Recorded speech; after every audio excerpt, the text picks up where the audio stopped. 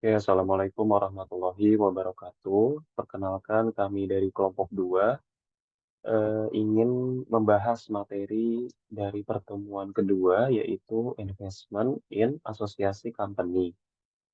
Kami dari kelas A mata kuliah Akuntansi Keuangan Lanjutan 1 dengan dosen pengampu Ibu Husna Nurlaila.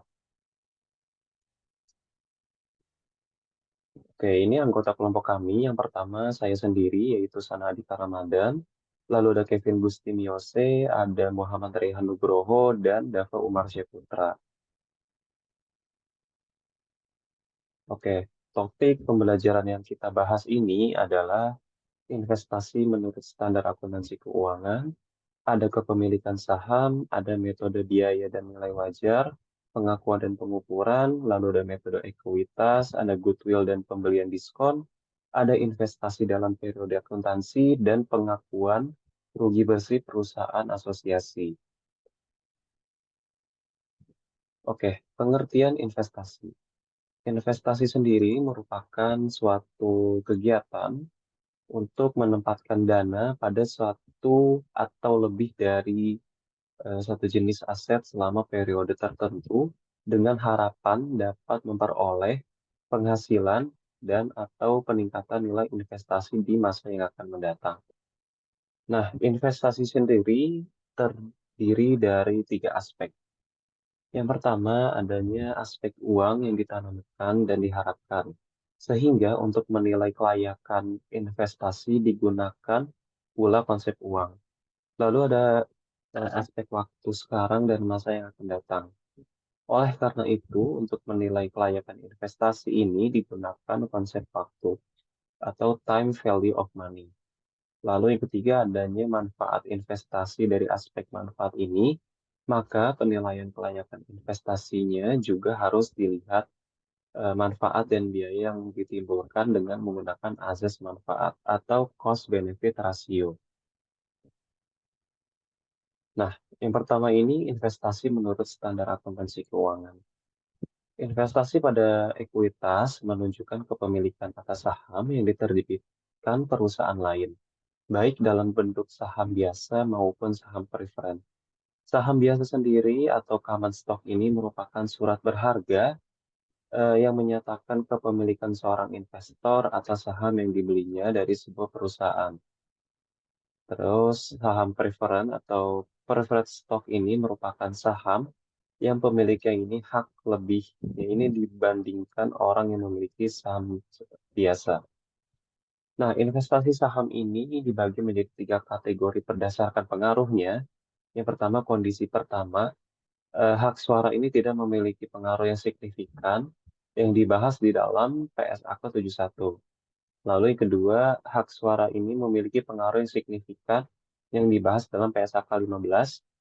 Yang ketiga, adanya kondisi ketiga hak suara pengendali yang dibahas dalam PSAK 65. Nah, kepemilikan saham sendiri ini mencerminkan kepemilikan atas saham yang diterbitkan oleh entitas lain. Pihak yang menerbitkan saham ini disebut dengan investee, sedangkan pihak yang memiliki atau membeli saham tersebut disebut investor. Jumlah kepemilikan saham atas suatu perusahaan ini menentukan hak suara investor. Hak suara ini nantinya akan mempengaruhi keputusan atau kebijakan dari perusahaan tersebut.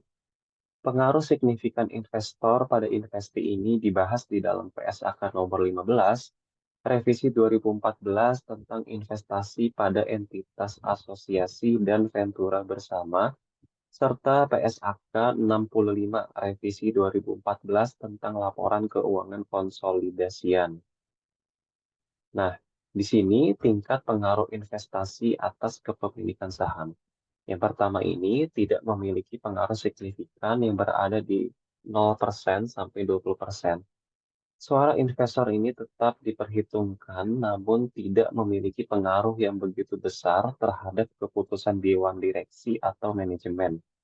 Lalu yang kedua, investor ini mencatat kepemilikan saham ini mereka dengan menggunakan metode biaya atau metode nilai wajar. Lalu yang kedua adanya memiliki pengaruh yang signifikan. Suara investor ini memiliki pengaruh yang cukup besar atas keputusan dan kebijakan perusahaan, kecuali dapat dibuktikan atau sebaliknya. Investor ini tidak bertindak sebagai pengendali, namun memiliki keterlibatan di dalam dewan direksi atau dewan komisaris serta ikut berpartisipasi di dalam proses pembuatan kebijakan dan pengambilan keputusan lain. Yang ketiga, perusahaan yang sahamnya dimiliki oleh investor disebut sebagai perusahaan asosiasi. Metode pencatatannya menggunakan metode ekuitas. Lalu ada yang ketiga yaitu pengendalian bersama, yaitu berdasarkan PSAK 15 revisi 2014 yang tadi sudah saya sebutkan ini, pengendalian bersama diartikan sebagai persetujuan kontraktual untuk berbagi pengendalian atas suatu pengaturan yang ada hanya ketika keputusan tentang aktivitas relevan masyarakat mensyaratkan persetujuan dengan suara bulat dari seluruh pihak yang dari berbagai pengendalian. Lalu yang kedua, pengaturan bersama yang para pihaknya ini memiliki pengendalian bersama atas pengaturan yang memiliki hak atas aset bersih dari pengaturan disebut ventura bersama. Lalu yang terakhir adalah pengendalian yaitu di angka 50% sampai 100%. Di sini investor dapat mengendalikan investi ketika investor memiliki hak untuk mengarahkan aktivitas yang relevan. Lalu aktivitas relevan ini adalah aktivitas yang secara signifikan mempengaruhi hasil imbal investi. Perusahaan yang sahamnya dikendalikan oleh investor disebut oleh perusahaan anak. Lalu investor tidak lagi hanya mengakui nilai investasi, tetapi juga mengakui aset bersih teridentifikasi perusahaan anak. Lalu metode pencatatan untuk tahap ini menggunakan konsolidasi yang diatur di dalam PS Akta nomor 65. Lalu ada metode nilai wajar, pengakuan, dan pendapatan. Nilai investasi diakui sesuai nilai perolehan pada tanggal investasi. Perolehan dividen dari investasi diakui sebagai pendapatan pada periode berjalan dan mempengaruhi ikhtisar laba rugi. Lalu investor tidak mengakui apapun atas laba bersih investasi selama tahun bersangkutan. Lalu nilai investasi dapat berubah hanya jika ada penambahan, penjualan, atau pembelian. Pada metode biaya, nilai investasi ini diukur sesuai nilai perolehan, sehingga tidak diperlukan penyesuaian atas nilai wajar. Lalu investasi ini diukur sesuai nilai wajar setelah pengakuan awal dan diperlukan adanya jurnal penyesuaian pada akhir periode akuntansi. Lalu jika investasi bertujuan untuk dijual kembali dalam waktu dekat, maka keuntungan atau kerugian yang belum direalisasi atas penyesuaian nilai wajar diklasifikasikan ke dalam laba rugi periode berjalan. Lalu jika investasi bertujuan untuk tersedia untuk dijual, maka selisih atas penyesuaian nilai wajar diklasifikasikan sebagai penghasilan komprehensif lain. Hal ini diatur di dalam PSAK nomor 74. Lalu kita masuk ke contoh soalnya. Di tanggal 2 Februari 2019, PT Bumi ini membeli 15.000 lembar dari total 100.000 lembar saham PT Mars yang beredar dengan harga pasar Rp1.000 per lembar saham.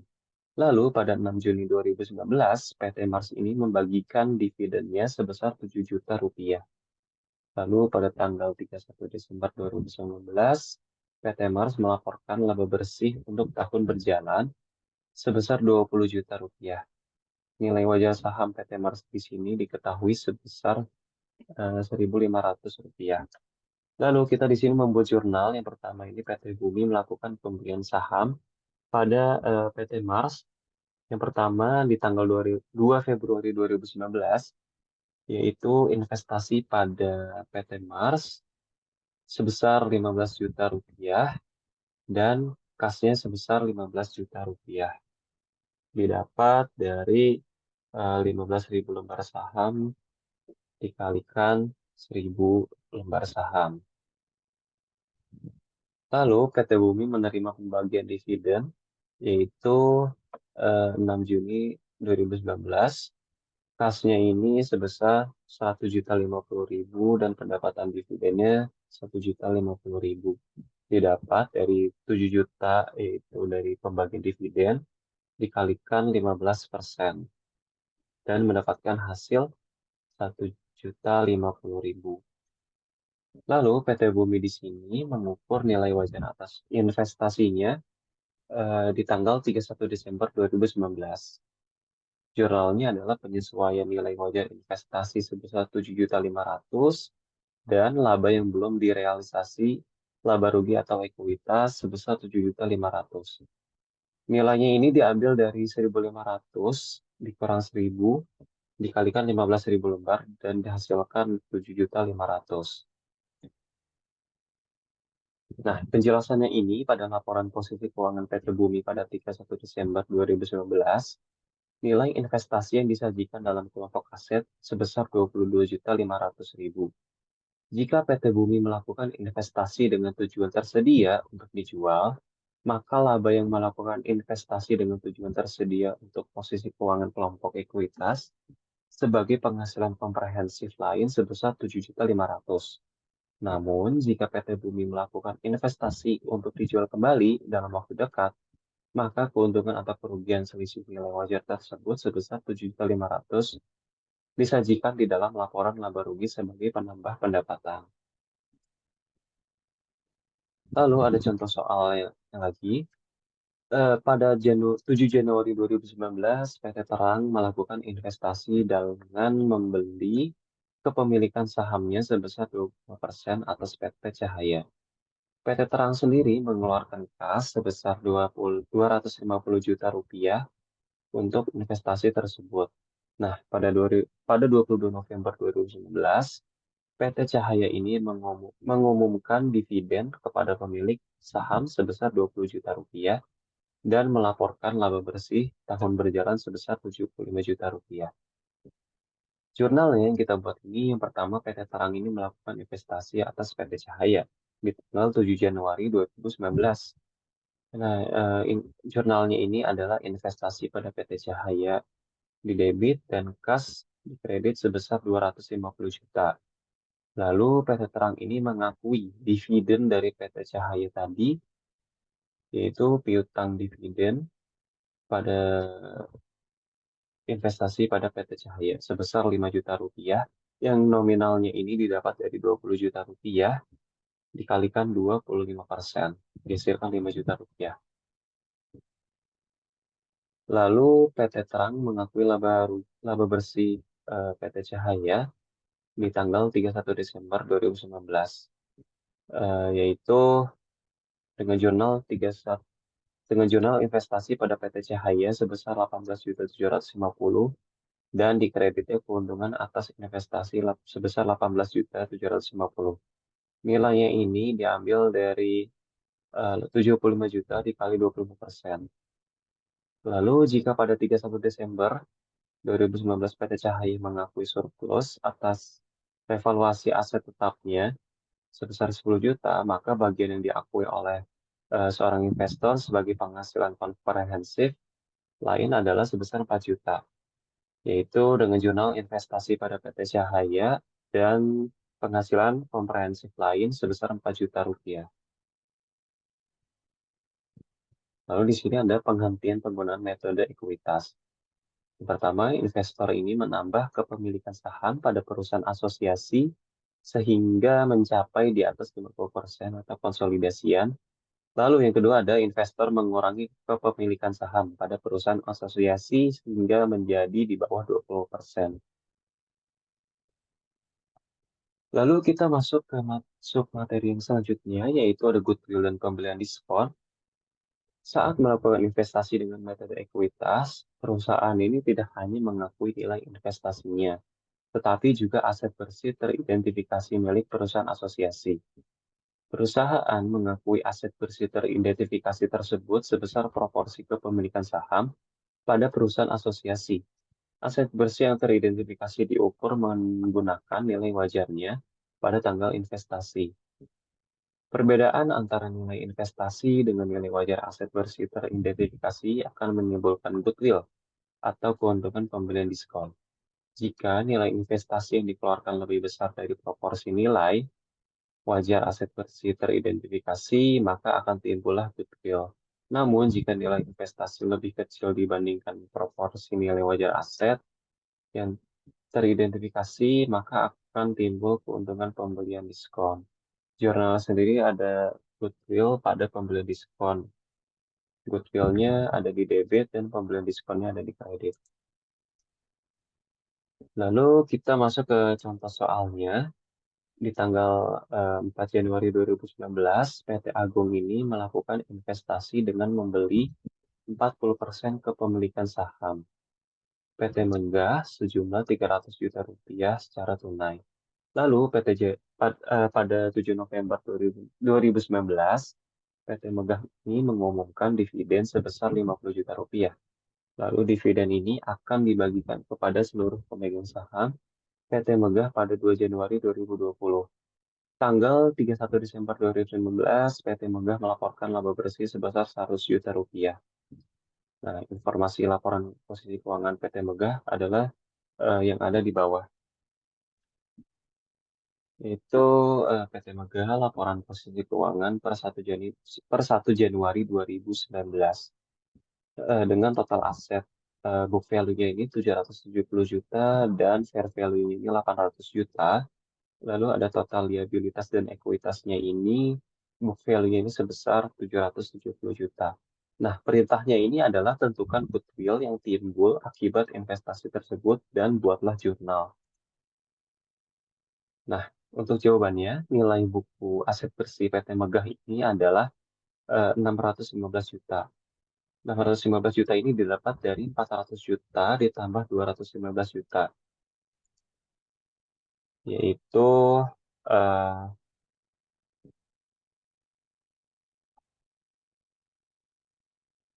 saham biasa dengan nominal 20.000 ditambah laba ditahan, yang mana nominal ini 400 juta ditambah 215 juta.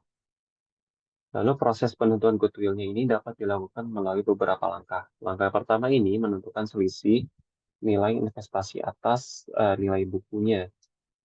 Yang pertama, nilai investasi pada PT Megah ini 300 juta, lalu nilai buku aset bersih yang diakui oleh PT Agungnya ini, yaitu 615 juta yang tadi, dikalikan 40%, didapatkan hasil 246 juta.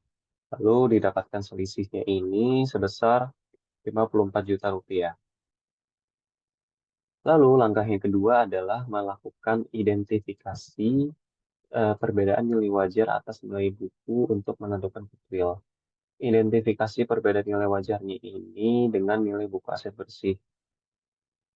Kita di sini memakai lima akun, yaitu ada persediaan, tanah, bangunan, mesin, dan utang bank.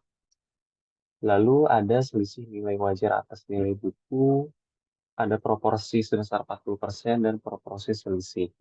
Untuk persediaan sendiri, selisih nilai wajar atas nilai bukunya ini sebesar 10 juta dikali proporsinya 40% sama dengan 4 juta rupiah, lalu ada tanah 20 juta dikali 40%, biasanya 8 juta rupiah, lalu ada bangunan dalam kurung ini berarti minus 10 juta dikali 40% sama dengan minus 4 juta, lalu ada mesin 10 juta dikali 40% sama dengan 4 juta untuk proporsi selisih, lalu ada utang bank sebesar minus 15 juta dikalikan 40% sama dengan 6 juta rupiah. Lalu alokasi selisih yang dapat teridentifikasi ini adalah 6 juta rupiah.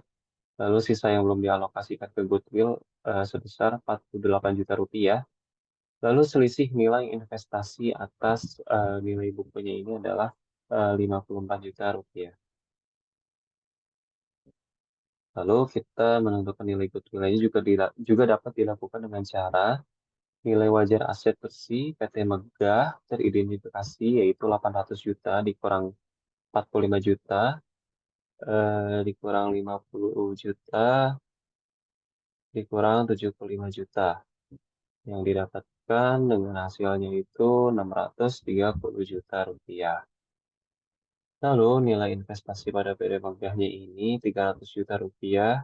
Yang kedua, proporsi nilai wajar aset bersih teridentifikasi yaitu 630 juta dikalikan 40%, didapatkan hasil 252 juta dengan 48 juta rupiah. Lalu jurnalnya ini kita buat PT Agung melakukan investasi pada PT Megah di tanggal 4 Januari 2019, yaitu investasi pada PT Megah pada kas sebesar 300 juta rupiah. Lalu tanggal 7 November 2015 ini PT Agung mengaku dividen dari PT Megahnya, yaitu dengan jurnal piutang dividen pada investasi pada PT Megah sebesar 20 juta rupiah. Didapat dari 50 juta dikalikan 40%. Lalu 31 Desember 2019, PT Agung mengakui laba bersih PT Megah dengan jurnal investasi pada PT Megah pada bagian laba pada PT Megah dengan nominal 40 juta didapat dari 100 juta dikalikan 40%.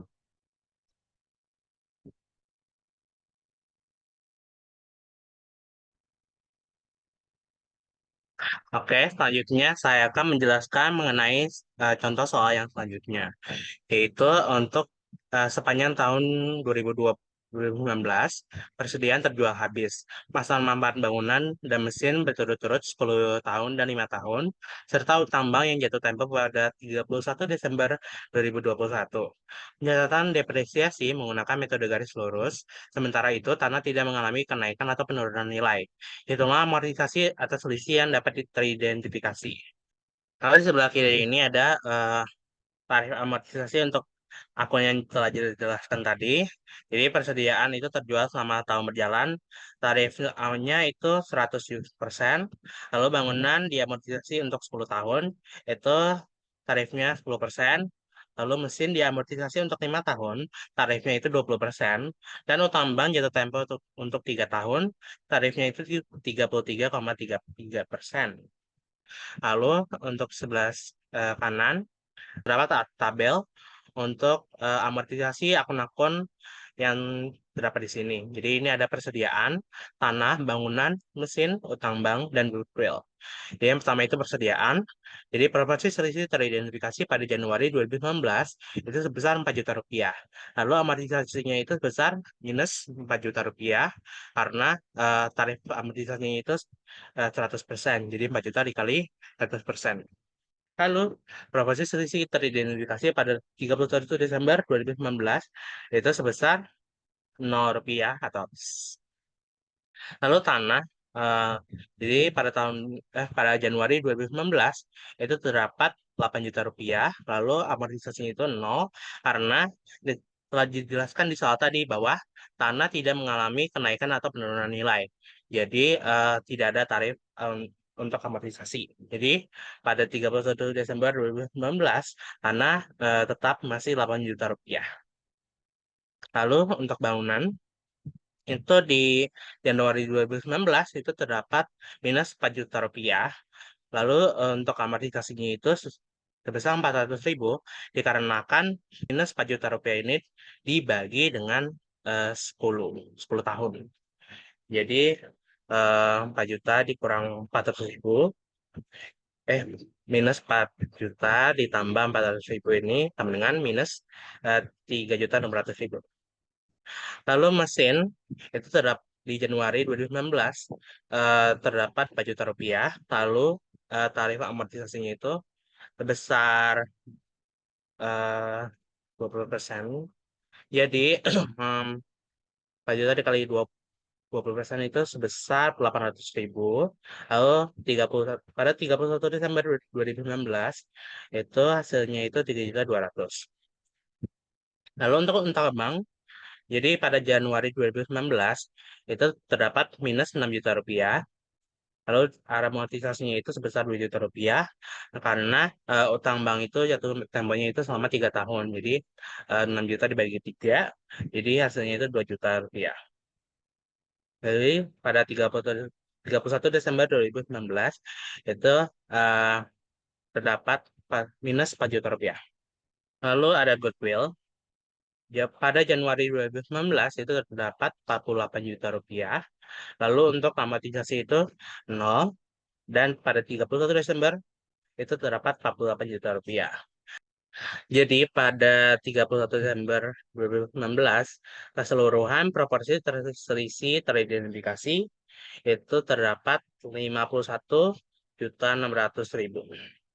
Lalu untuk bagian keuntungan PT Agung atas laba bersih PT Mega pada 31 Desember 2019, itu bagian laba perusahaan asosiasi itu 100 juta rupiah dikali 40%, jadi hasilnya itu 40 juta rupiah. Lalu untuk amortisasi selisihnya itu tadi, penjualan persediaan itu sebesar minus 4 juta rupiah. Lalu penyusutan bangunan itu 4 juta dibagi 10 tahun, jadi 400.000.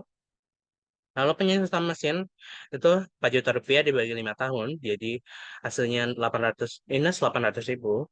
Lalu amortisasi utang bank itu 6 juta rupiah per 3 tahun, yaitu hasilnya 2 juta rupiah. Lalu laba bersih atas perusahaan asosiasi itu adalah 37.600.000 rupiah. Lalu selanjutnya ini ada nilai investasi PT Agung pada PT Megah pada 31 Desember 2019. Nilai investasi awal pada Januari 2019 yaitu 300.000 rupiah. Lalu laba bersih atas perusahaan asosiasi sebesar 37.600.000. Lalu akan ditambah jumlahnya, akan dijumlah jadi 337.600.000 rupiah. Lalu ada dividen 50 juta dikali 40%, itu hasilnya minus 20 juta rupiah. Lalu nilai investasi pada akhir 31 Desember 2019 itu ada 317.600.000 rupiah. Jurnal untuk penyataan informasi tambahan. Jadi, di sini ada beberapa jurnal untuk mencatat beberapa informasi tambahan. Itu yang pertama ada penjualan persediaan. Jadi, jurnalnya itu keuntungan atas investasi pada PT Megah sebesar 4 juta rupiah. Lalu penyusutan bangunan, yaitu investasi pada PT Megah pada keuntungan atas investasi sebesar 400.000 rupiah. Lalu penyusutan mesin, itu keuntungan atas investasi pada PT Megah sebesar 800.000 rupiah. Lalu amortisasi utang bank itu ada investasi pada PT Megah pada keuntungan atas investasi yaitu 2 juta rupiah. Lalu contoh soal yang ketiga, pada Januari 2019, PTA mengakuisisi 25% saham PTB dengan membayar 200 juta rupiah secara tunai. Nilai tercatat saham biasa dan laba di saham PTB yang diakuisisi berturut-turut adalah 750 juta rupiah dan 250 juta rupiah. Perbedaan selisih nilai wajar dengan nilai buku PTB terjadi pada saldo persediaan sebesar 20 juta rupiah. Understatement. Selama tahun 2019, PTB menjual seluruh persediaannya, mencatat laba bersih 50 juta rupiah dan membagikan dividen sebesar 10 juta rupiah.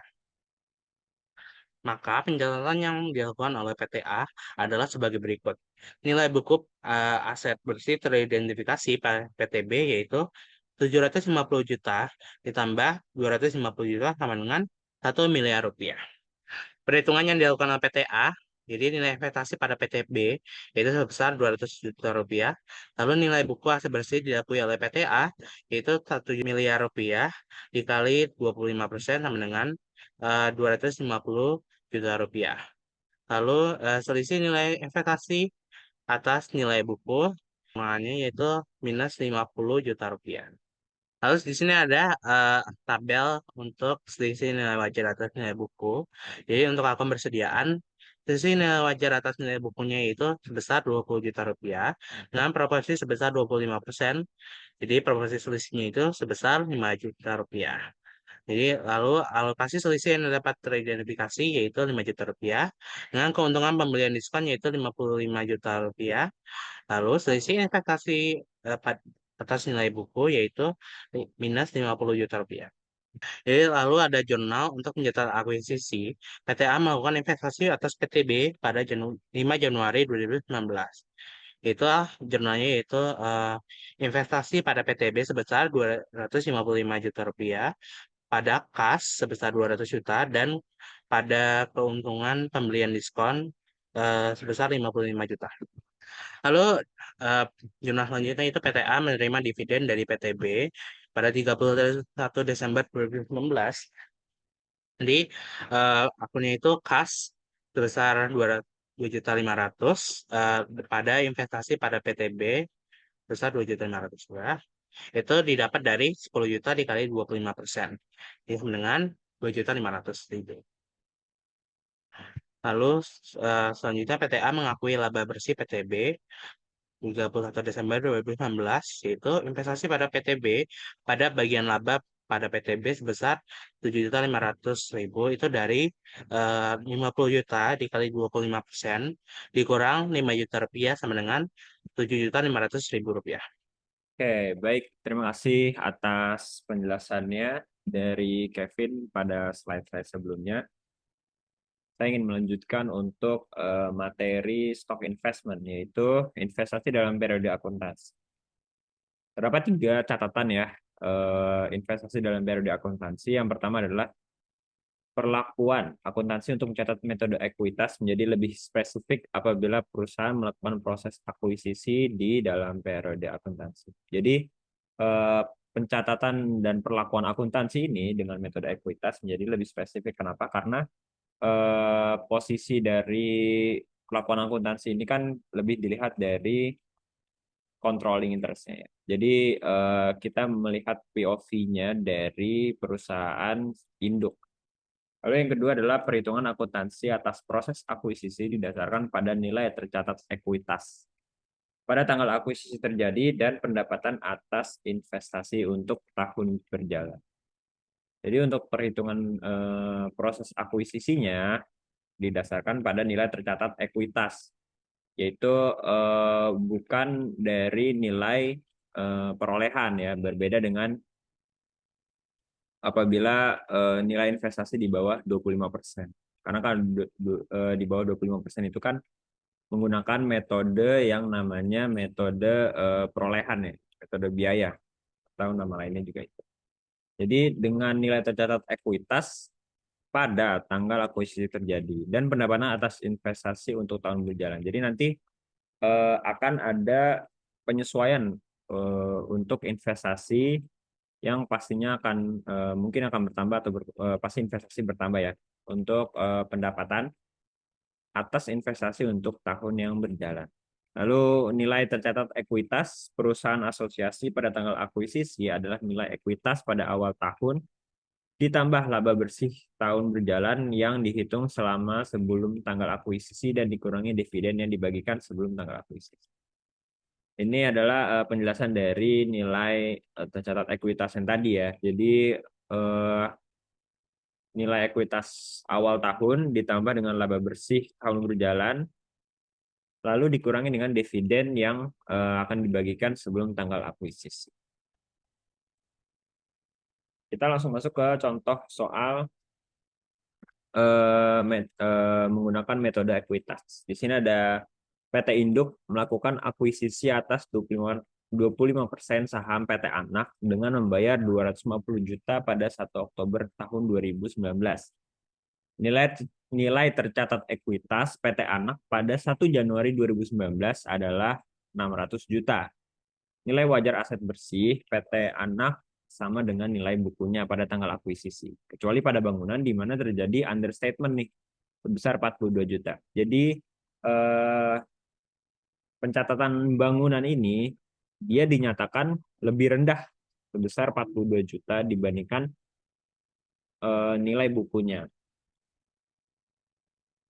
Lalu masa manfaat bangunan tersebut tersisa 10 tahun lagi dengan pencatatan depresiasi melalui metode garis lurus. Jadi menggunakan metode garis lurus itu berarti 10 tahun, setiap tahunnya adalah 10% di depresiasi menggunakan metode garis lurus. Semua selisih yang timbul atas akuisisi langsung dialokasikan ke goodwill. Jadi nanti selain dialokasikan ke goodwill, sisanya jadi nanti dipotong dulu dari bangunan, baru sisanya akan dialokasikan ke goodwill dari selisih pengakuisisian. Lalu pada tanggal 1 Juli 2019, PT Anak membagikan dividen untuk seluruh pemegang sahamnya sebesar 50 juta. Pada tanggal 31 Desember 2019, PT Anak melaporkan laba bersih sebesar 400 juta. Ini adalah nilai laba bersih anak dari 1 Januari 2019 ya. Jadi 400 juta dikali 9 per 12 bulan, yaitu sama dengan 300 juta.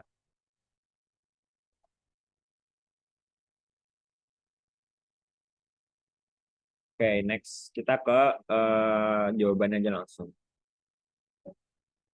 Pertama, kita mencatatkan nilai investasi kita ya pada PT Anak. Tadi kan di soal itu disebutkan kita itu membayar 250 juta untuk mengakuisisi sebesar 25% saham PT Anak. Lalu kita mencatat di sini investasi pada PT Anak sebesar 250 juta. Lalu kita mencatat nilai ekuitasnya, nilai tercatat ekuitasnya pada 1 Oktober 2019.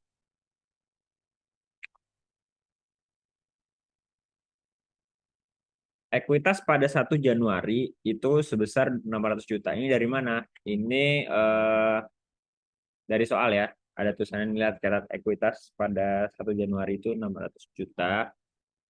Lalu laba bersih PT Anak 1 Oktober 2019 itu 300 juta. Ini juga ada di soal. Ini yang paling bawah nih, 400 juta dikali 9 per 12 bulan sama dengan 300 juta. Lalu dividen yang dibagikan, ini juga ada di soal. Ini PT Anak membagikan dividen untuk seluruh pemegang sahamnya sebesar 50 juta. Nah, lalu ekuitas ditambah laba bersih itu ditambahkan dikurangi dengan dividen yang dibagikan 50 juta. Sehingga didapatkan nilai tercatat ekuitas pada 1 Oktober 2019 itu sebesar 850 juta. Nah, dari 850 juta tersebut, proporsi kepemilikan saham kita maksudnya PT Induk ya, itu kan sebesar 20%. Maka langsung dikalikan saja ke 850 juta dikali 25%, yaitu dapat 212.500.000 sebagai pengurang ya dari nilai tercatat ekuitas pada 1 Oktober. Maka didapatkan selisih nilai investasi atas nilai buku sebesar 37.500.000. Nah, tadi di soal disebutkan juga ada bangunan. Ya, bangunan ini nanti kita akan alokasikan selisih tersebut sebelum dialokasikan ke goodwill. Jadi ke bangunan dulu baru ke goodwill. Jadi kan bangunan tadi itu understatement ya sebesar 42 juta, maka 42 juta ini akan dikalikan 25%. Kenapa dikalikan 25%? Karena proporsi PT Induk pada PT Anak itu sebesar 25% saham. Maka dialokasikan bangunan itu sebesar 25% dari 42 juta. Didapatkan 10.500.000, nanti akan mengurangi selisih nilai investasi atas nilai buku, sehingga selisih yang belum dialokasikan nilai investasi atas nilai buku ini akan dialokasikan ke goodwill sebesar 27 juta. Nah, kita namanya juga akuntansi ya, kita perlu mencatat setiap transaksi yang terjadi gitu, yang sudah dibuat. Yang untuk transaksi yang pertama itu ada PT Induk melakukan akuisisi pada PT Anak pada tanggal 1 Oktober 2019. Investasi pada PT Anak di debit dan di kas itu dan kas di kredit di sebelah kredit sebesar 250 juta. Dari mana? Karena tadi PT Induk melakukan akuisisi atas 25% saham PT Anak dengan membayar 250 juta pada 1 Oktober 2019.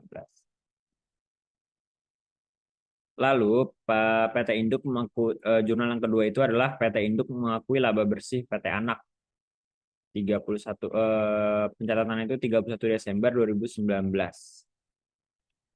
Yang mana jurnal itu investasi pada PT Anak itu tadi investasi pada PT Anak itu di sebelah debit dan kreditnya itu ada bagian laba pada PT Anak. Ya laba kalau meningkat mengakui laba. Laba itu kan pendapatan ya. Saldo normal itu di kredit. sebesar 25 juta. 25 juta ini dari mana? Dari 400 juta dikali proporsi saham PT Induk atas PT Anak, yaitu 25%, dikali 3 per 12 bulan. Nah, 3 per 12 bulan ini dari mana? Tadi kan kita mengakuisisinya itu tanggal 1 Oktober ya. Sedangkan dan tanggal 1 Oktober.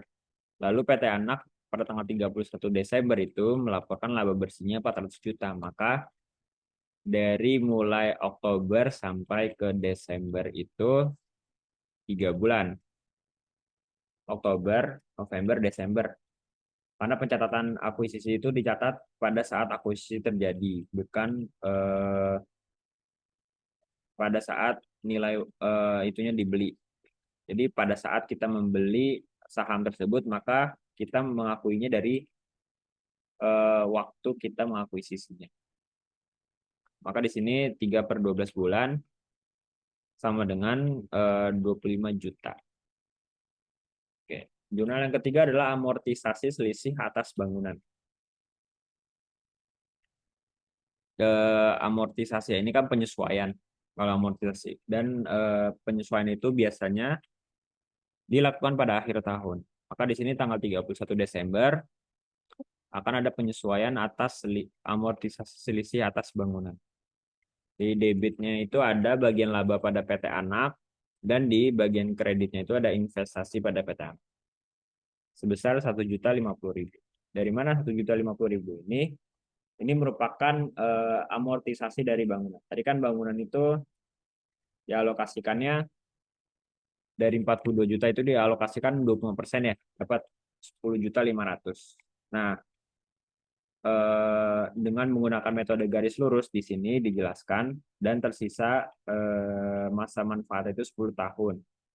Karena menggunakan metode garis lurus, maka setiap tahunnya akan dikalikan 10%. Maka 10 juta dibagi atau dikali 10%, kalau di sini dibagi 10 tahun. Oke, jadi selanjutnya saya akan meneruskan apa yang sudah dibahas oleh teman saya. Selanjutnya kita membuat jurnal bagian keuntungan PT Agung atas laba bersih PT Megah pada 31 Desember 2019. Nah, kita bisa masukkan bagian laba perusahaan asosiasi sebesar 25 juta. Nah, 25 juta ini didapatkan dari 400 juta kali 25% terus dikali 3 per 12 bulan. Nah, habis itu kita juga memasukkan selisih amortisasinya. Nah, kita masukkan penyusutan bangunan sebesar minus 1.050.000. Nah, minus 1.050.000 ini didapatkan dari 10.500.000 dibagi 10 tahun. Nah, maka dari itu kita mendapatkan laba bersih atas perusahaan asosiasi sebesar 23.950.000. Nah, habis itu kita masukkan nih nilai investasi PT Agung pada PT Megah pada 31 Desember 2019. Kita masukkan nih nilai investasi awal pada 1 Oktober 2019 sebesar 250 juta. Habis itu kita masukkan juga laba bersih atas perusahaan asosiasi yang sudah kita dapatkan di atas tadi. Nah, habis itu kita mendapatkan nilai investasi akhir pada 31 Desember 2019 sebesar 273.950.000. Nah, selanjutnya saya akan membahas mengenai pengakuan rugi bersih perusahaan asosiasi. Nah, jika pada akhir periode akuntansi perusahaan asosiasi melaporkan rugi bersih, maka investor mengakui rugi bersih tersebut sebesar proporsi kepemilikan sahamnya sebagai pengurang nilai investasi. Lalu, investor hanya mengakui rugi bersih paling besar sampai nilai investasinya menjadi nol. Saat nilai investasi menjadi nol, investor tidak mengakui rugi bersih perusahaan asosiasi lebih lanjut, namun menjadi kerugian yang dicadangkan. Nah, jika pada tahun berikutnya perusahaan asosiasi melaporkan laba bersih, maka investor mengakui laba bersih tersebut sebesar kepemilikan sahamnya dikurangi kerugian yang dicadangkan pada tahun sebelumnya.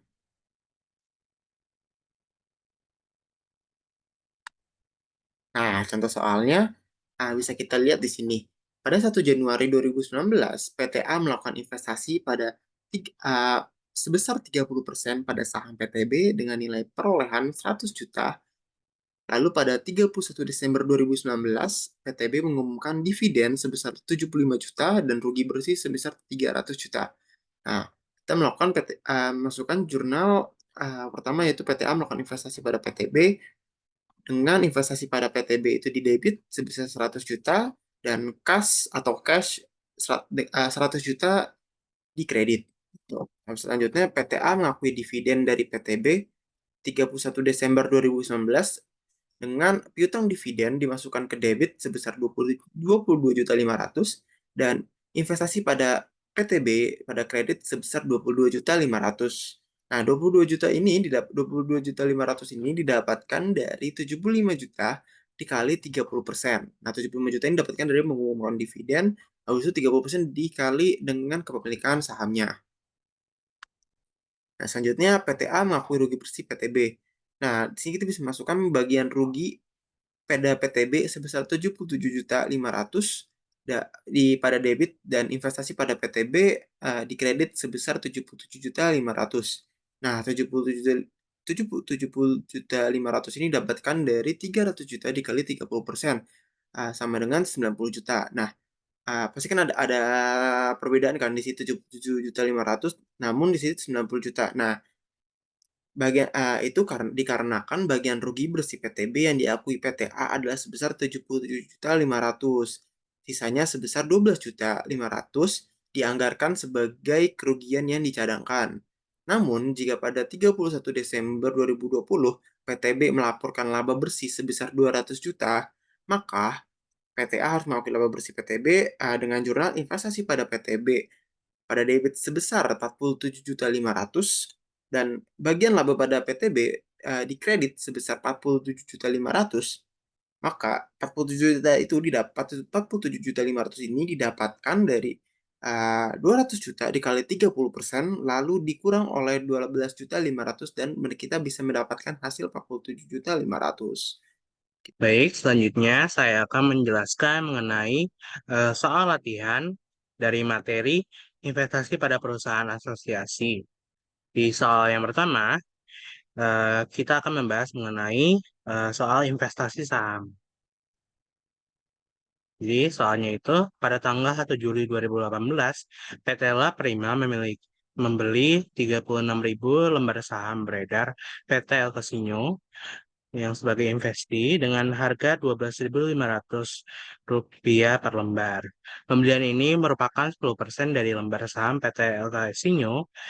Bagi PT Lala Prima, investasi saham di PT El Casino dimaksudkan untuk diperjualbelikan secara aktif. Lalu pada tanggal 1 Juli 2018, Investi memiliki aset dengan nilai buku 4 miliar rupiah dan liabilitas 174 juta rupiah.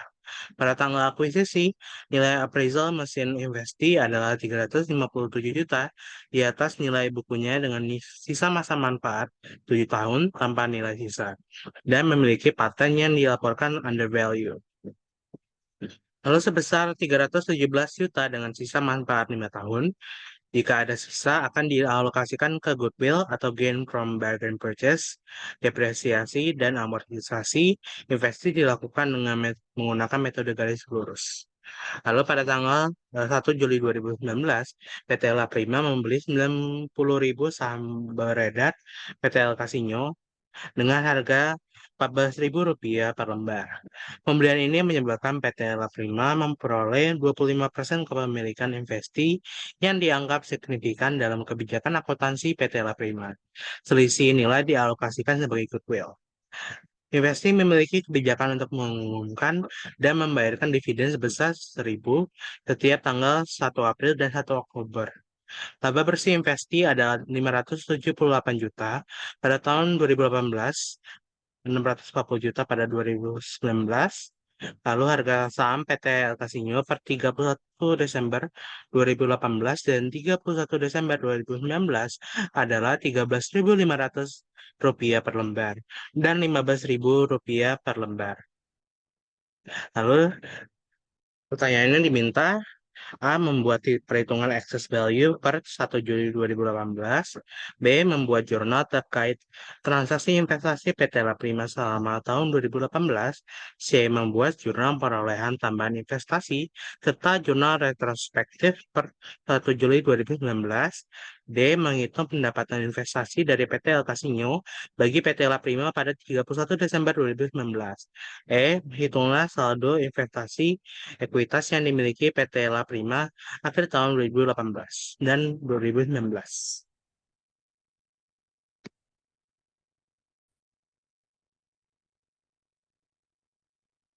Lalu kita akan menghitung eh ulang. Lalu kita akan mencari jawabannya. Yang pertama itu membuat perhitungan excess value pada 1 Juli 2018. Jadi sini kita bakal mencari excess value-nya. Jadi yang pertama kita mengetahui biaya perolehannya itu dari eh, dari soal itu ada 36.000 lembar saham dan juga 12 dengan harga Rp12.500 per lembar. Jadi dikali dan hasil 450 juta. Lalu eh, book value net asset yaitu ada aset dan liability. Jadi dikurangin untuk dari aset dikurangin liabilitas. Jadi asetnya itu ada 4 miliar rupiah dan juga liabilitasnya itu 174 juta rupiah. Lalu dikurangi menjadi 3.826 juta rupiah. Lalu book value net asset 10%. Jadi 3 hasil book value net assetnya itu dikali 10%. Jadi 382.600.000 rupiah. Lalu excess value-nya itu 67.400.000 rupiah. Itu hasil dari 450 juta dikurang 382.600.000 rupiah. Lalu kita juga bakal menghitung melalui alokasi excess value. Jadi di sini ada mesin dan paten dengan selisih fair value dan book value-nya itu untuk mesin 357 juta dan untuk paten 317 juta. Lalu untuk alokasinya kan 10%, jadi masing-masing dikali 10%, jadi untuk mesin alokasi itu 35.700.000 rupiah dan untuk paten yaitu 31.700.000 rupiah. Lalu untuk excess value-nya itu hasilnya ditambah jadi 67.400.000 rupiah. Terus karena tidak ada sisa dari alokasi excess value, maka akun goodwill atau gain from bargain purchase itu nggak ada, seperti tidak dimunculkan. Lalu untuk selanjutnya itu membuat jurnal transaksi investasi PT Lapima selama 2018. Yang pertama itu ada jurnal perolehan investasi pada 1 Juli 2018. Itu akunnya investasi in PT Senior Trading pada cash sebesar 450 juta rupiah. Lalu jurnal penerimaan dividen bulan Oktober yaitu pada 1 Oktober 2018 akunnya itu cash pada dividen income sebesar 36 juta rupiah. Itu didapat dari 36.000 lembar saham dikali 1.000 rupiah. Lalu jurnal penyesuaian nilai wajar itu pada 31 Desember 2018 akunnya itu fair value adjustment pada UHGL income itu sebesar 36 juta rupiah.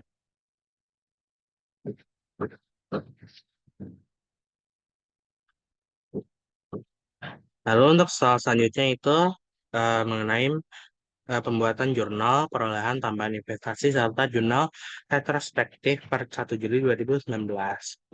Nah, itu ada beberapa jurnal. Jadi yang jurnal pertama itu jurnal penerimaan dividen bulan April. Jadi pada 1 April 2019 itu akunnya itu cash pada dividen income sebesar 36 juta rupiah. Lalu jurnal selanjutnya itu jurnal penambahan investasi menjadi 35% dengan tanggal 1 Juli 2019 akunnya itu investment in PT Sinyo Equity sebesar 1.710 juta rupiah pada cash dan investment in PT Sinyo Trading itu sebesar 1.260 juta dan juga 450 juta rupiah. Yang cash ini didapat dari 90.000 dikali 14.000. Lalu jurnal penyusunan retrospektif, reklasifikasi fair value. Jadi 1 Juli 2019 eh, dapat akun return earning dan fair value adjustment itu sebesar 36 juta rupiah. Lalu jurnal penyusunan retrospektif dividen Oktober 2018 yaitu return earning pada investment in PT Sinyo Equity sebesar 36 juta rupiah. Lalu jurnal penyesuaian retrospektif dividen April 2019 itu dividen income pada investment in PT Sinyo Equity itu sebesar 36 juta rupiah. Lalu jurnal penyesuaian retrospektif net income 2018 itu dari tanggal 1 Juli sampai 31 Desember 2018 yaitu investment in PT Sinyo Equity pada return earning itu didapat dari 578 juta rupiah dikali 10% lalu dikali 6/12 hasilnya itu 28 juta 900 ribu rupiah. Lalu jurnal penyesuaian retrospektif net income 2019 dari tanggal 1 Januari sampai 30 Juni 2019. Itu akunnya investment in PT Senior Equity pada income from PT Senior. Itu didapat dari 640 juta rupiah dikali 10% dikali 6/12. Itu hasilnya 30 juta rupiah. Lalu jurnal penyesuaian retrospektif amortisasi mesin pada tanggal 1 Juli sampai 31 Desember 2018, yaitu return earnings pada investment in PT Seni Equity, jumlahnya yang didapatkan dari 35.700.000 rupiah dibagi 7 dikali 6/12, yaitu hasilnya 2.550.000 rupiah. Lalu jurnal penyesuaian retrospektif amortisasi mesin 1 Januari sampai 30 Juni 2019, yaitu income from PT Sinyo pada investment in PT Sinyo Equity. Itu jumlahnya didapat dari sama seperti di atas yaitu 35.700.000 rupiah per 7 dikali 6/12, yaitu hasilnya 2.550.000 rupiah. Lalu jurnal penyesuaian retrospektif amortisasi paten 1 Juli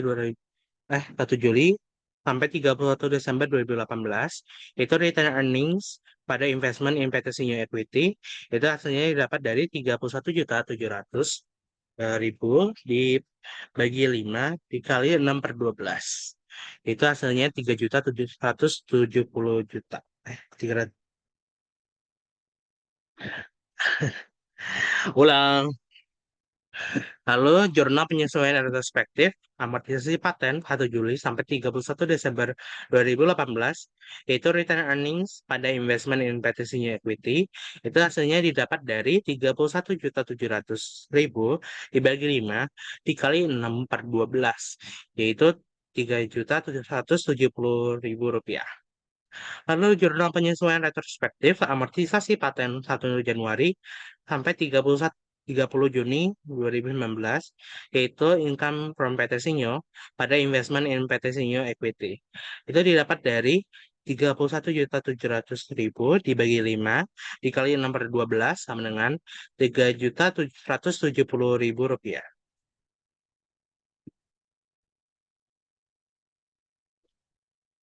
Lalu untuk soal selanjutnya, yaitu menghitung pendapatan investasi dari PT Sinyo bagi PT Ella Prima pada 31 Desember 2019. Itu um, menghitungnya dari bagian dari net income itu 35% dikali 640 juta rupiah dikali 6/12. Lalu amortisasi mesin 35.700.000 dibagi 7 kali 6/12. Lalu amortisasi paten itu 31.700.000 dibagi 5 dikali 6/12. Lalu bagian dari net income hasilnya itu 112 juta rupiah. Lalu amortisasi paten yaitu minus 2.550.000. Lalu amortisasi paten itu 3.170.000 rupiah. Lalu income from PTC-nya itu bukan hasil pengurangan, jadi bagian dari net income dikurangi amortisasi mesin dan amortisasi paten. Itu sebesar 106.280.000 rupiah. Lalu selanjutnya yang E, menghitung saldo investasi ekuitas yang dimiliki PT Laprima akhir tahun 2018 dan 2019. Jadi yang pertama itu kita menghitung investment investasinya 2018. Jadi perolehan investasi pada 1 Juli 2018 yaitu 450 juta rupiah.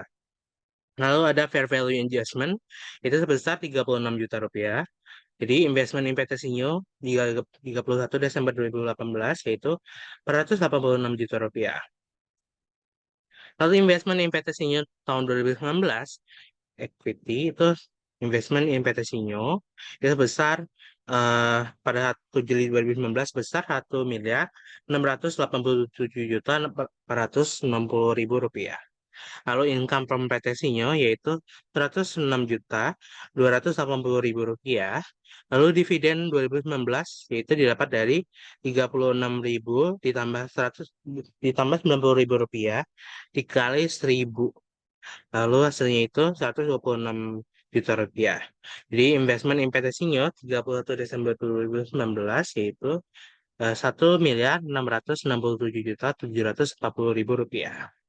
Baik, di sini udah ada satu contoh soal ya terkait dengan investment, stock investment. Sini kita baca dulu soalnya. Yang pertama itu ada ini subsidiary acquired for cash. Jadi ini adalah stock investment yang dibeli dengan menggunakan cash. Di sini ada PT, ada company namanya Fine Line Pencil acquired 80% of Smooth Eraser Corporation stock on 2nd January. Jadi dia Fine Line ini membeli 80% nih saham atas Smooth Eraser Corporation pada tanggal 2 Januari dengan membayar sebesar 72.000 cash. Nah, lalu di sini ada summarize balance sheet data for the companies on December 31st are as follows. Jadi di sini disediakan juga ya informasi terkait laporan keuangan dari kedua perusahaan tersebut. Nah, bagaimana cara mengerjakannya? Jadi kita perlu yang pertama itu menentukan siapa PT induk dan siapa PT anak. Di sini sudah jelas ya harusnya. Fine Line Pencil ini membeli 80% of Smooth Eraser yang membuat posisi dari Fine Line ini menjadi controlling interest. Jadi dia menjadi pemegang saham terbesar ya. Sehingga otomatis membuat Fine Line Pencil Company ini menjadi parents atau PT induk dari si Smooth Eraser Corporation. Nah, dengan demikian kita juga bisa mengetahui untuk Smooth Eraser Corporation ini menjadi subsidiary atau menjadi PT anak. Oke, sebesar tadi ya, Fine Line Pencil ini membayar sebesar 80% saham itu sebesar 72.000 secara cash. Maka menjadikan Fine Line Pencil ini menjadi controlling interest.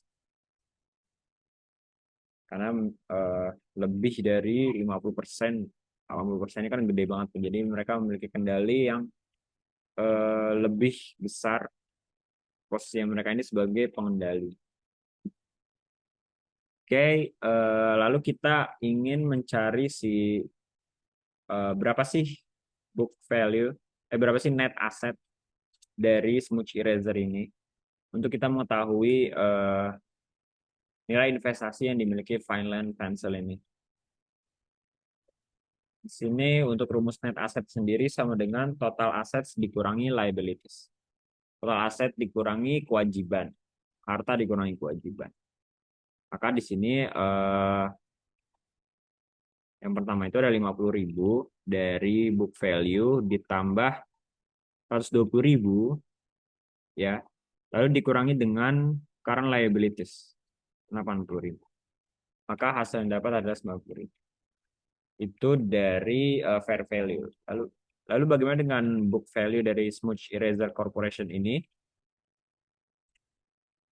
Kita akan cari dengan dari common stock plus retained earnings ya untuk book value ini. Kita bisa lihat di sini book value dari common stock dan retained earnings sendiri itu ada 50.000 untuk common stock dan retained earningnya 40.000. Maka tinggal ditambahkan saja 50.000 ditambah 40.000 sama dengan 90.000. Sama ya seperti net asset hasilnya.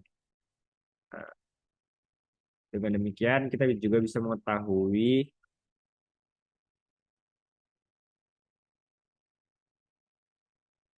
berapa sih total 100% saham yang dimiliki oleh Smooch Eraser ini. Jadi 72.000 ini kan 80%. Book value ini 90.000, maka ini 72.000 ini kan punya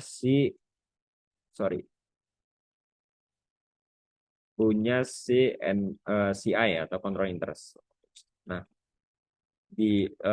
karena ini punya CI, maka yang lain ini namanya non controlling interest atau biasa kita singkat NCI sebesar 20%. 20% dari 90.000 itu adalah ini dia 18.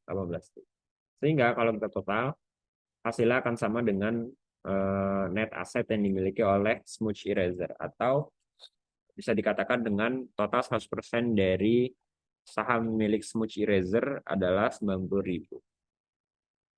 Jika kita sudah mengklasifikasikan ya dan menghitung berapa nilai yang dimiliki oleh CI dan NCI dalam investasi ini, maka kita membuat journal entry. Jadi yang pertama adalah untuk mencatat pembelian atas investasinya. Maka kita mencatat investment in Smooch Eraser bertambah. Dan karena kita belinya dengan cash, maka di kreditnya pun akan muncul cash. Cash kita berkurang otomatis. Sebesar berapa? Karena ini dia di soal itu bilangnya acquired 80% of Smooch Eraser Corporations for 72.000 cash. Berarti dia mengakuisisi 80% dari Smooch Eraser Corporation ini dengan membayar cash sebesar 72.000. Maka di sini investmentnya bertambah 72.000 dan cash-nya berkurang sebesar 72.000. Itu untuk journal entry pembelian investasinya ya. Oke, kita lanjut ke elimination entries. Nah, kita nih perlu karena ini konsolidasi ya dan tingkat apa namanya? Tingkat kepemilikan dari Fine Line Pencil ini sebesar 80% yang membuat si Fine Line Pencil ini menjadi controlling interest, menjadi pengendali atas Smooch Eraser, maka kita perlu melakukan yang namanya eliminasi atas jurnal-jurnal tertentu. Apa yang perlu dieliminasi? Yang pertama ada pendapatan, terus ada kewajiban mereka pun dieliminasi. Lalu nanti akan memunculkan nilai NCI sama nilai CI itu sendiri pada konsolidasi laporan keuangan. Oke, untuk jurnal yang pertama itu kita akan mengeliminasi common stock yang dimiliki oleh Smooch Eraser. Lalu yang kedua itu kita akan mengeliminasi retained earnings dari Smooch Eraser. Kenapa kita mengeliminasi dua ini? Karena dua ini sudah menjadi milik dari Fine Line Pencil ya sebagai control interest. Maka perlu nilainya perlu dieliminasi. Oke, lanjut ke jurnal yang berikutnya. Kita akan mengeliminasi investment in Smooch Eraser dan eliminasi NCI in NA of smudge eraser. Jadi ini bukan mengeliminasi ya, ini memunculkan nilai NCI dari smudge eraser ya, dari investasi atas smudge eraser. Oke, kita masukkan nilai-nilainya. Tadi common stock itu 50.000 sesuai dengan yang dipapar yang ada pada laporan keuangan. Begitu juga retained earnings, lalu investmentnya sebesar 72.000 dan nilai NCI-nya itu 18.000. Oke, kalau sudah begini kita tinggal membuat work paper ya, worksheet untuk membantu kita menyusun laporan konsolidasi. Jadi kita tinggal kopas aja dari soal ini untuk memudahkan.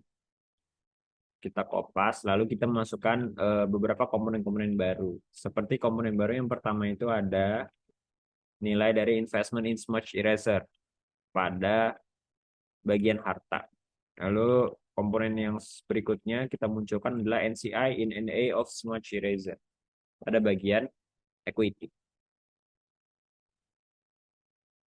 Oke. Sekarang kita masukkan jurnal-jurnal berikut ya. Common stock kita eliminasi 50.000. Berarti common stock itu saldo normal di kredit. Jika kita eliminasi maka kita tempatkan di debit. Begitu juga retain earnings sama 40.000. Lalu kita akan mengeliminasi nilai investment in smudge eraser. Pada hari itu, investment itu kan saldo normalnya di debit ya. Sebesar 72.000, maka jika kita ingin eliminasi, kita akan pindahkan dia ke kredit. Satu juga. Dan terakhir adalah kita akan munculkan akun NCI. NCI itu saldo normal di kredit. Kan dengan ini work paper-nya worksheet untuk membantu kita dalam penyusunan laporan konsolidasi seperti ini. Jadi nanti setiap fine line pencil company dan smudge eraser ini akan ditambahkan ke consolidated 128.000 ditambah 50.000 sama dengan 128.000. Begitu terus. Dan nilai yang harus sama adalah nilai consolidated total asset dengan total liability and equity. Kembali ke persamaan dasar akuntansi, yaitu aset sama dengan liability ditambah equity. Seperti itu ya teman-teman untuk pengerjaan dari contoh soal subsidiary acquired menggunakan cash. Selanjutnya di sini saya akan membahas mengenai latihan soal. Nah, di sini kita akan membahas mengenai salah satu contoh soal yaitu subsidiary acquired bonds. Nah, pertama-tama kita akan baca soalnya dulu. Nah, by Computers Corporation acquired atau memperoleh 75% saham dari Novel Software Company pada Januari 2, 2003. Nah, by issuing bonds atau menerbitkan bonds with a par value 50.000 and fair value 67.500. Nah, di sini kita juga bisa melihat in action for the shares. Nah, summarize balance sheet, data preset for the companies just before the acquisition are as follows. Nah, di sini berarti ada balance sheet yang menampilkan data. Nah, pertama-tama kita harus tahu juga by Computer Corporation ini sebagai parent company-nya atau perusahaan induknya. Jadi dia memegang controlling interest sebesar 75%. Nah, 75% itu berapa? 70% itu adalah $67.500. Sesuai yang ada di contoh ini. Ada di contoh ada di soal. Nah, selanjutnya kita masukkan Novel Software Company subsidiary. Kenapa dia subsidiary? Karena dia hanya memegang 25% dari perusahaan itu atau dia menjadi anak perusahaan. Dia memegang non-controlling interest sebesar 25%. Nah, selanjutnya kita memasukkan book value-nya. Nah, book value ini dapat dari mana? Book value ini dapat dari common stock ditambah retained earnings. Nah, kita udah bisa melihat nih common stock ini berapa. Nah, common stock di sini kita bisa melihat sebesar 50.000 dan return on investment sebesar 40.000. Jadi kita bisa dapatkan masukan 50.000 dan 40.000 dan kita jumlahkan menjadi 90.000.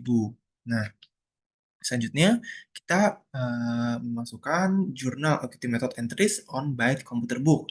Nah, kita bisa masukkan investment in novel software pada debit sebesar 67.500 dan cash pada kredit sebesar 67.500. Nah, selanjutnya kita bisa menghitung nih controlling interest dan non-controlling interest-nya berapa. Nah, kita cari nih non-controlling interest-nya tuh yang kita tahu adalah 75%.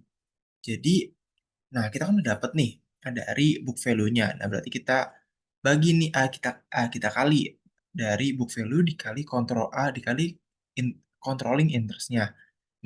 Dan kita mendapatkan 67.500. Sama halnya dengan NCI atau non-controlling interest-nya, 90.000 ini dikali 25% dan mendapatkan hasil 22.500. Jadi kita dapat mengetahui 22.500 ini adalah non-controlling interest-nya. Dan kita jumlahkan dan mendapatkan 90.000 juga. Jadi tidak ada perbedaan selisih antara nilai perolehan investasi dan fair value-nya.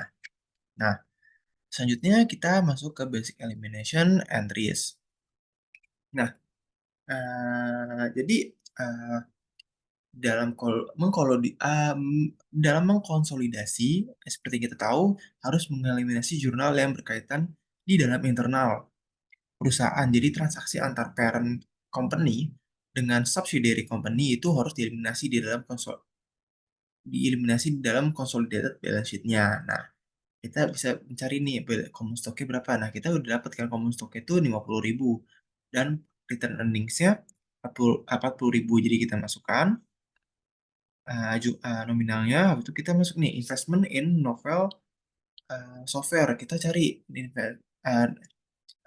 investment yang kita kan tahu kan investment in novel software itu 67.500 berdasarkan soalnya. Berarti kita masukkan 67.500 dan NCI-nya. Nah, kita udah nyari kan NCI-nya itu berapa. Nah, kita mendapatkan 22.500. Nah, berarti kita masukkan deh 22.500. Nah, selanjutnya setelah kita udah mengisi basic elimination entries ini, kita masukkan ke kita membuat work paper. Nah, pertama-tama kita masukkan dulu cash-nya. Nah, di sini cash-nya sesuai dengan book value-nya sebesar 200.000 pada byte komputer. Nah, kenapa tetap 200.000 dan tidak ada bukannya 67.500 karena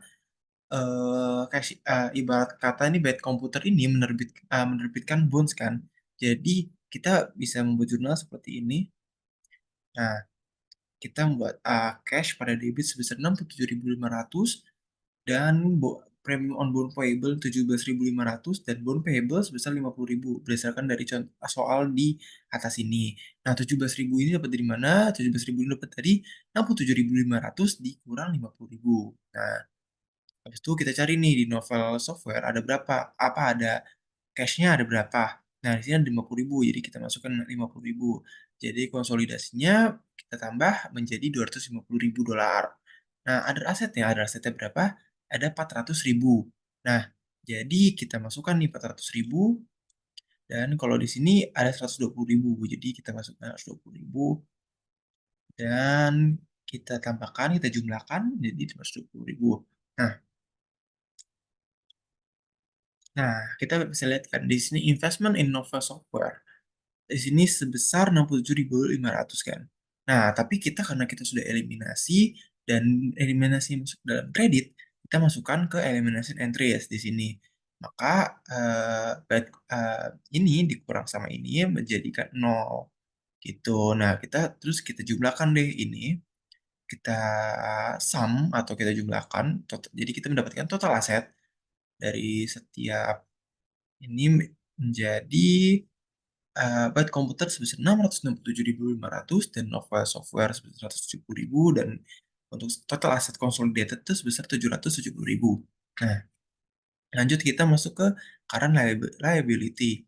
Nah, di current liability ini seperti ini kita masukkan 100.000 berdasarkan soal di sini, balance sheet di soal, terus kita masukkan 80.000 karena tidak ada elimination di sini, jadi kita tetap berarti tidak ada yang perlu dimasukkan.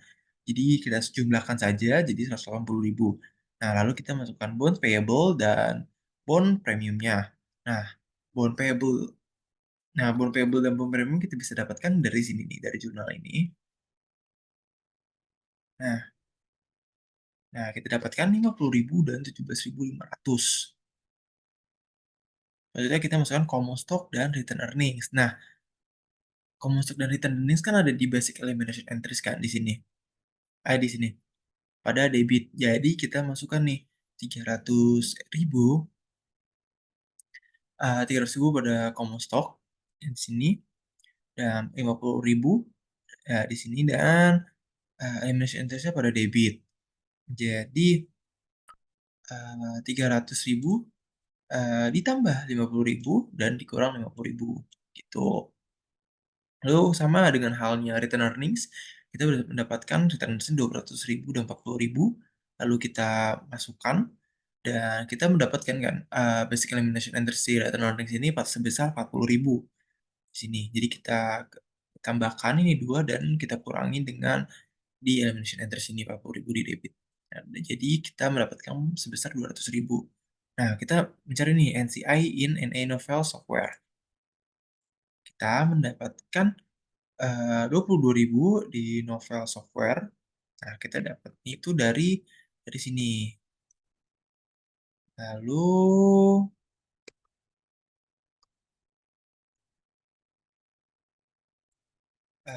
Lalu kita masukkan dia juga kan ke elimination entries jadi di kredit jadi tetap 22.500.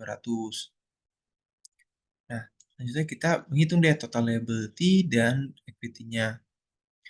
Nah, tidak ada perbedaan berdasarkan 170.000, 192, 90.000 dan 22.000. 22.500. Nah, ini ada perbedaan di sini. Lalu kita masukkan consolidated balance sheet-nya yang ada di sini. Jadi kita dari work paper-nya kita masukkan ke consolidated balance sheet-nya. Kita masukkan cash 200.000 tambah 50.000. Kita mendapatkan 150, habis itu order asetnya 400 tambah 120, 520. Lalu berarti kita mendapatkan current liabilities sebesar 770.000. Nah, itu current liabilities-nya kita dapatkan dari sini. Nah, jadi kita masukkan total liabilities-nya sebesar 770.000. Nah, apabila ada pertanyaan bisa ditanyakan. Lalu terima kasih. Kami dari kelompok 2 mohon maaf apabila ada kesalahan. Wassalamualaikum warahmatullahi wabarakatuh.